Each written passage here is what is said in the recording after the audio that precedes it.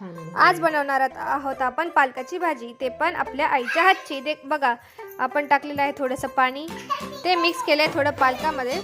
शिजलेल्या पालकामध्ये थोडंसं बेसन पीठ, आपलं शेंगदाण्याचं कूट टाकून मिक्स करायचं चांगल्या पद्धतीने।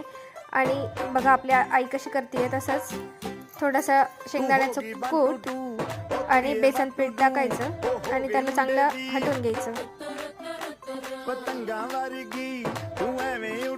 पातेल्यात आपल्याला भाजीला हवं तेवढं तेल टाकून त्याला जिरे मोहरीची फोडणी द्यायची, थोडंसं हळद टाकायची,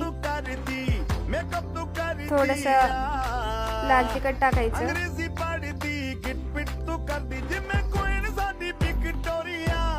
आणि आपण जशी नॉर्मल भाजीला फोडणी देतो तशी थोडीशी मिरची टाकून आपल्या भाजीला फोडणी द्यायची।